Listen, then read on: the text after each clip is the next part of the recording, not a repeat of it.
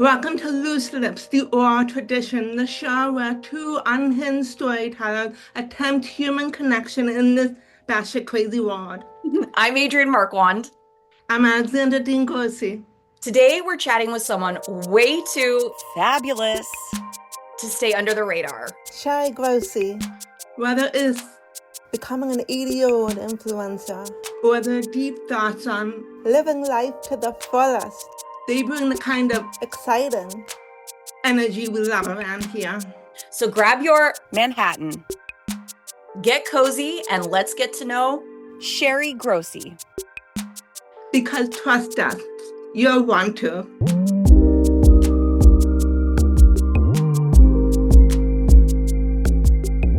So this is my mother, Sherry Grossi. She has just started her influencer journey as an 80-year-old fabulous woman. She has had many jobs throughout the years.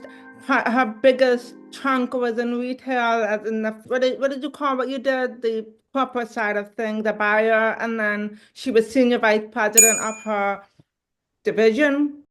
I started on the executive training program and then assistant buyer, and you work your way up. I was with major department stores and was a divisional vice president at Filene's, not the basement, the regular department store up in Boston.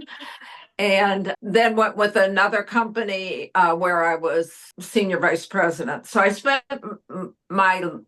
the major part of my life in retail back when it was fun. At the end of my career, it was not fun. I felt like a bean counter. It had changed dramatically.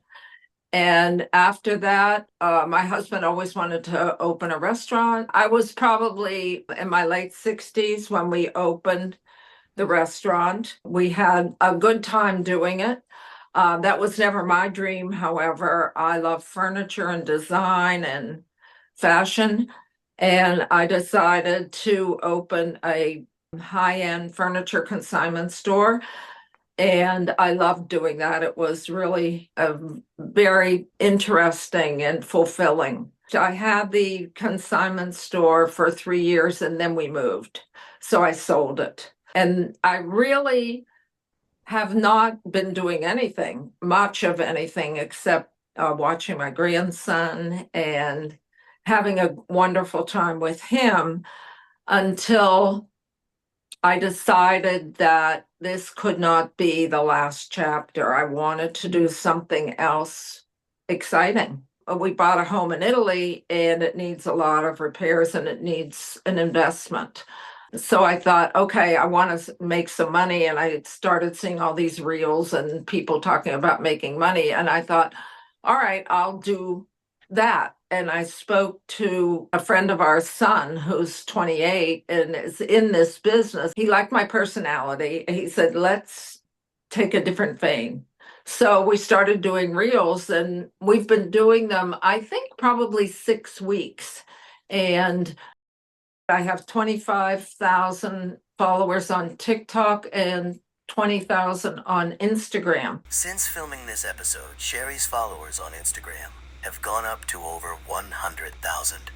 You go, girl. And it's really been very fulfilling. It's a lot of work, but people certainly seem to gravitate to it. I think that there is a void out there of older people not being all shriveled up in a chair knitting and showing that there is life at any age, really. And, youth is not a time in life, but I think it's just a mindset. What is a happy moment you think about often? Something that gives me great joy. I mean, it sounds trite, but I enjoy so much being with my grandson. He is just the light of my life. And when I think about him, when I don't see him for a few days and I think about him, I have such a yearning to be with him because he's such an exciting, interesting child. So yeah, being with my grandson gives me great joy. What is the strangest thing on your bucket list? Well, we bought a house in the country in Italy, and it's just outside of Rome, but I would really like to have an apartment in the historic center of Rome. That's something I would love to do. So I have to put it out there. Yes. It's just part of our manifestation. What's a surprising fact about you? The fact that she's 80. Well, yeah, and I've had my Seriously. trials and tribulations in my life as well. I think everybody has things that they have to kind of get past. And I just think, I've had cancer. Alexander had a twin sister who passed away shortly after birth. I have macular degeneration. I mean, you do come up against things in life, and I just think you can't let them get you down. You just have to always continue to move forward, try and be as positive as possible, and get as much joy out of life as you can. How did you meet your husband? That was a really fun part of my life. At 22 years old, a girlfriend and I, we went to Europe ostensibly to learn French. We had taken it in high school, and she had an aunt who lived in a suburb of Paris who had offered us to stay with her for 6 or 8 weeks. So we thought that was great. And neither one of us had a lot of money. So, but a few weeks in, it turned out that the aunt's husband was a little bit too interested in us, and she decided that she didn't want us there anymore. So we had to go into Paris and we got a little attic on Rue de Varenne, and stayed in Paris for a couple of months, and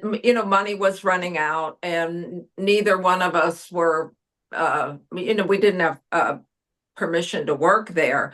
So we had to take whatever jobs we could. And we had a lot of funny jobs. And then summer was coming on, and it was the 60s in Europe. And we decided we were going to hitchhike.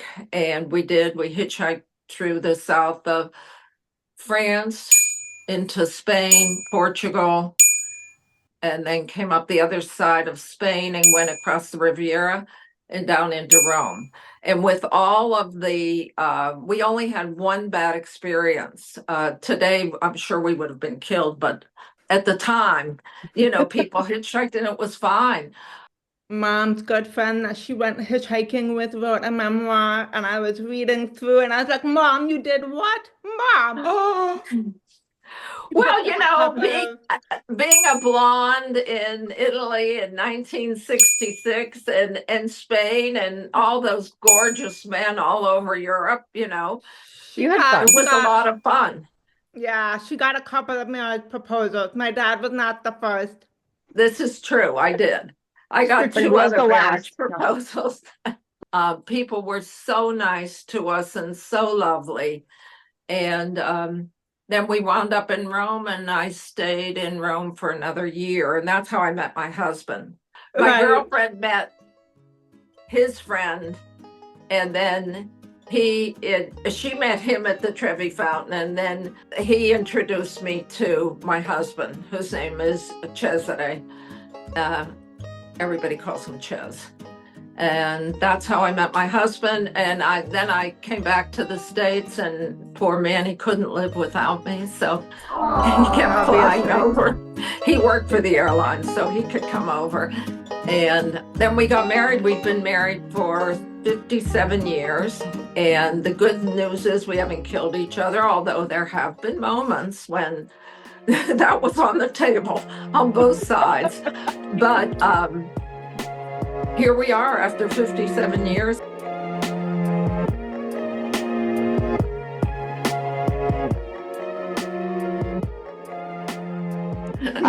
I want to hear Oh. all the stories. She has Oh, a lot my of stories goodness. in New York.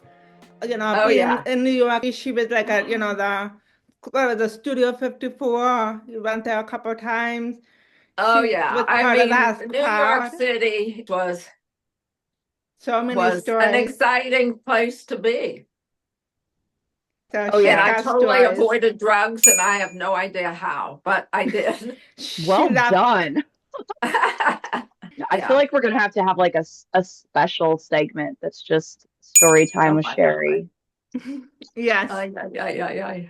Thank you so much for doing this with us. This was Are you such a kidding? treat. It's so much Uh, fun. It takes me back down memory lane here.